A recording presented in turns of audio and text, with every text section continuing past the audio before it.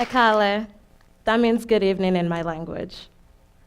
See, in my culture, we like to tell stories, so I'm going to share a personal one with you. When I graduated high school, there was a lot of pressure on me to get a college degree, and I'm sure a lot of you could probably relate with that. Where I would find this college degree was definitely up to me, and so with that little bit of freedom, I went through different college catalogs, went through various websites, searched through schools in the UK, Canada, and the United States. Finally, I found Boise State University. Can I just say how amazing the website is? It's blue and it's orange, and there's people in silly hats at the stadium. There's a big business building. It's awesome. I instantly fell in love with it. So I was really excited, and I ran back home and I told my mom, and disclaimer, I am sorry to the locals in the room, but she said, "What is Boise University?" Anyway, we looked it up online, and then we found out it was in Idaho. And then the next question came, where is Idaho? We found out it was about 10,000 kilometers away from home, which obviously I'm foreign, so I still use kilometers.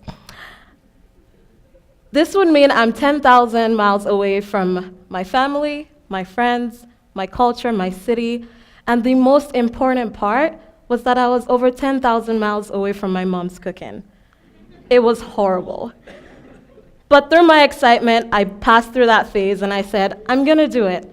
And so I hopped on the first plane to Boise, Idaho, and I was so excited. I planned out my whole life in college, how I would make friends. I planned out all the football games I'm going to go to. I was just stoked to be here. Reality set in when I came to school. After my first week of college, I had no friends. As an extrovert, this was the most difficult time of my life. I was all jittery. I would cry every night. My pillow would hear me. My parents would hear me. My sister, my brother, everyone was kind of sick of me, but they endured. And so after crying, and I was fed up of it, and so the next thing I did was I knocked on the door right next to mine, and I said, "Hi, my name is Busayo. I'm from Nigeria. Let's be friends." Her reaction was priceless. She's like, "What?" How do I respond to this? So after my killer introduction, we didn't hit it off exactly, and so I went back to my emails, and I found this email that said, "Come to Coffee and Conversation," and that was sent by the International Student Services, which I'll probably refer to as ISS a couple times. I walked into this space, and it was amazing. It was so welcoming. There was a lot of couches. You can see the front desk staff there. Behind her is the admin staff who would help me with my documents. She was very welcoming, very loving.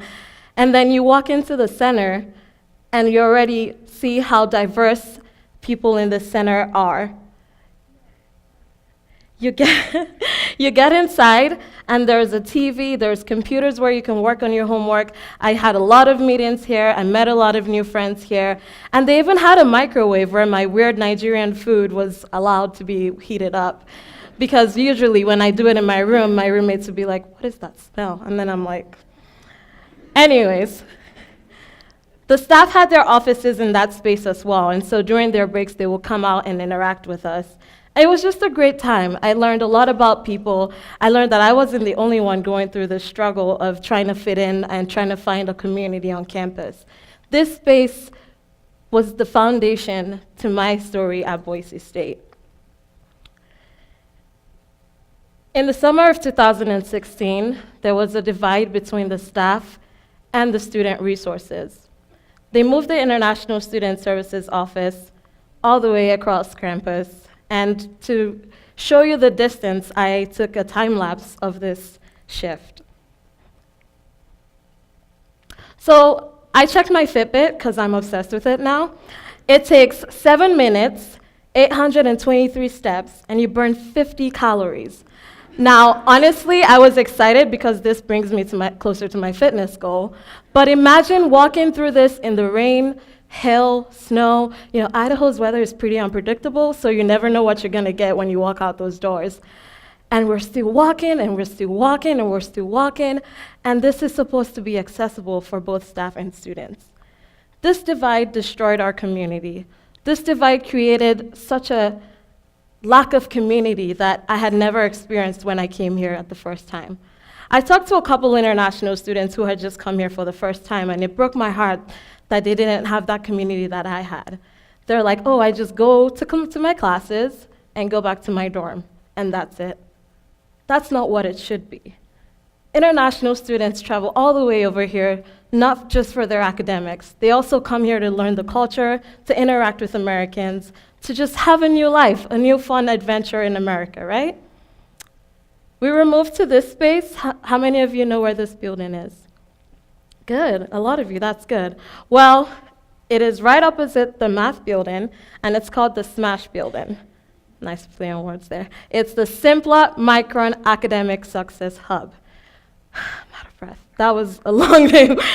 Anyways, this is the home to the Testing Center, the Advising and Academic Enhancement Center, the International Learning Opportunities, the International Student Services, and the Service Learning Office.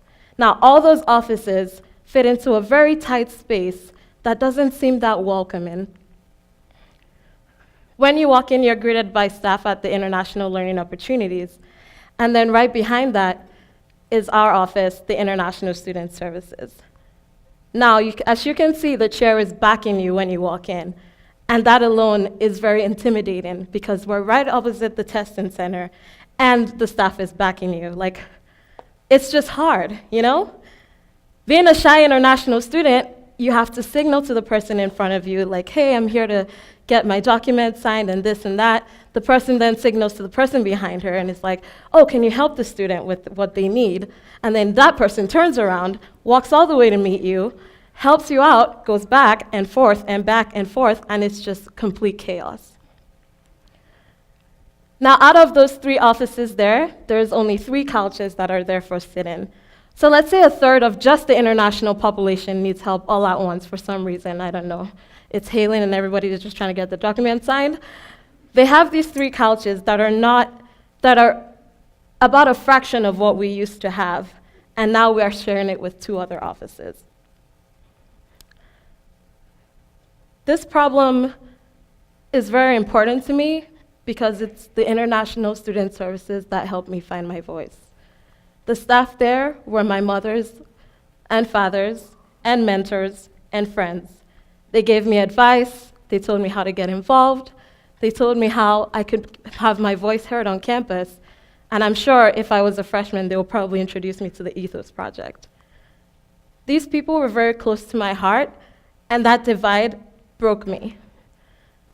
I don't want students to come into Boise State and have this experience in that space. And so, to the university administration in the audience, I urge you to find a physical space that is more welcoming to our international friends. A space that not only promotes diversity and inclusion, but also builds a community for people to feel safe and welcome and feel like they're not alone when they come to Boise State. We have some events coming up. Actually, this happens every Wednesday. It's the coffee and conversation I was talking about. It happens every Wednesday from 3:30 to 5 at the Student Diversity and Inclusion Center, which is on this floor across. The next event is our International Food Song and Dance Festival, put on by students, which is amazing, fully funded. These students are incredible and they're my friends, so I want to brag about them a little. This is happening April 1st, and you are all welcome to come to these events. They're for everybody, and this is free for students. I know students like free stuff. Anyways, when you go to these events, not only do I want you to enjoy the culture and enjoy the food and enjoy the music, also ask questions. Ask students what it's like to be an international student at Boise State. Hear personal stories so that you just don't think it's me formulating these things. Ask them what that space means to them and how they build community on campus. Let them share their experiences with you so you can better understand what this space means to us. It's more than a physical location. It's the space we call home. Thank you all for listening to me. This is very nice. I love the attention. On a serious note, I really want you to think about this. And if you have questions, I'm going to be here afterwards. I'm graduating in May, but some students are just beginning their journey. They're going to be here for another 4 to 6 years, and I don't want this to be their experience. Let's make Boise State the center for global education that I really know it could be. Thank you.